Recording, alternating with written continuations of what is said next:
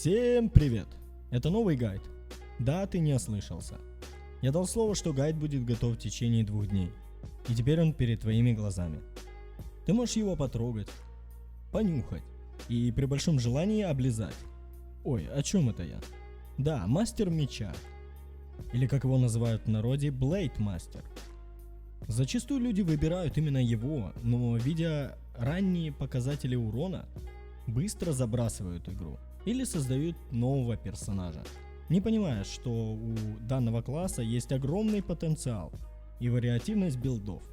Сегодня я расскажу тебе и покажу, что этот класс не бесполезен, а наоборот способен раздавать люлей. Как ты можешь наблюдать, сейчас я демонстрирую тебе одно из важнейших комбо, которое ты можешь использовать на войне клубов. Даже если твой БМ не такой высокий, ты можешь выигрывать. Замораживая противника, твой противник ничего не сможет сделать.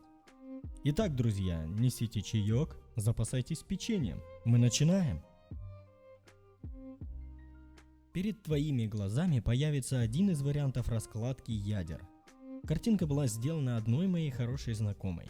И если ты не рад мне, то, думаю, она заслужила твой драконий лайк.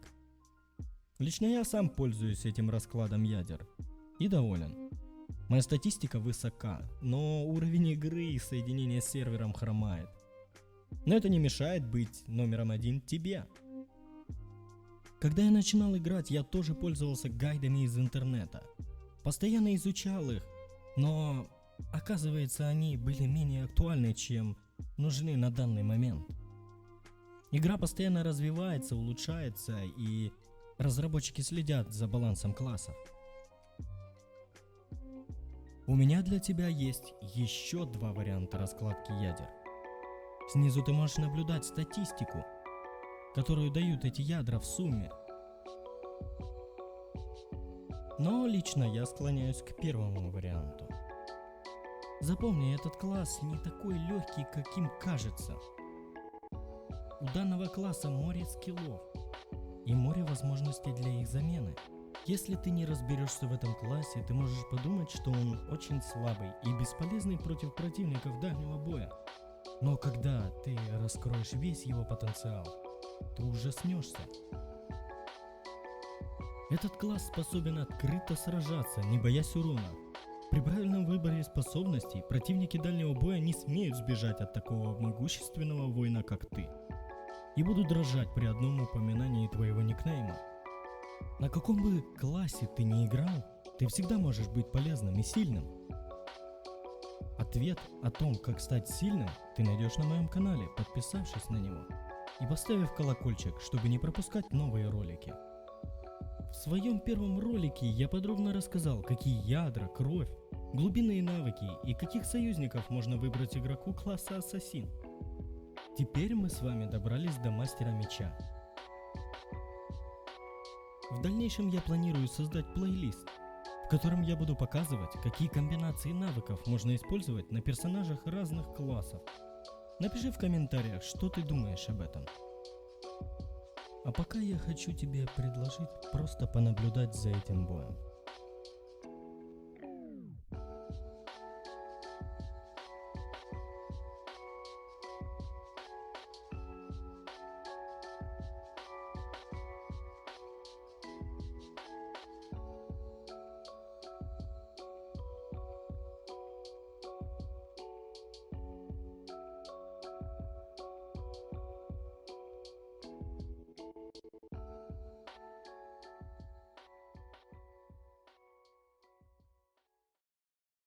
Перед тобой появились навыки крови, которые лично я использую для PvP.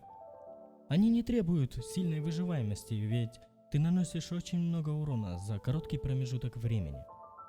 Эти навыки я использую при прохождении ежедневных заданий и клубной деятельности, ведь эти задания можно спокойно пройти на автобое.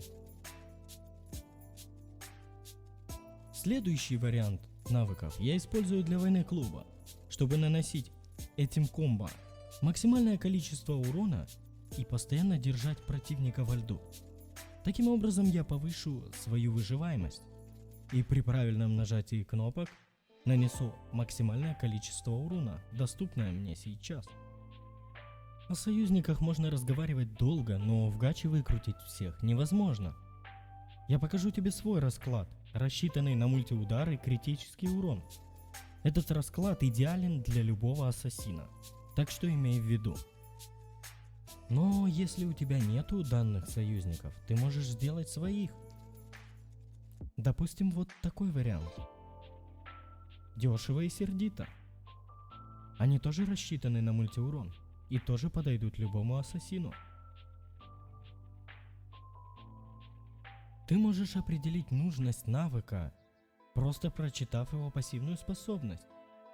После навыка некоторые персонажи дают бафы, а также дебафы на противника. Реши, что нужно тебе. Я подобрал для тебя два варианта статов, которые ты можешь вставить в свою одежду. Запомни, выбор за тобой. Таким образом, у вас должно получиться примерно так. Первый план будет выглядеть вот так и подойдет для PvP. Вы можете наблюдать глубинную кровь.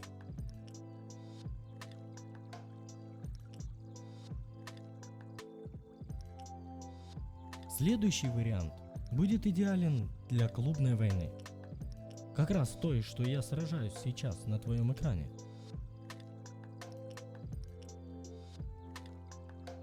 И последний вариант — это дейли и клубная деятельность. Но запомни, в любой момент ты можешь передумать и поставить свою кровь, как тебе это нужно будет.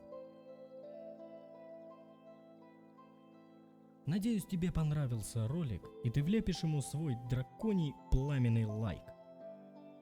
Напиши в комментариях, был ли данный гайд полезен для тебя. На этом мы подходим к завершению. Всем спасибо, всем пока.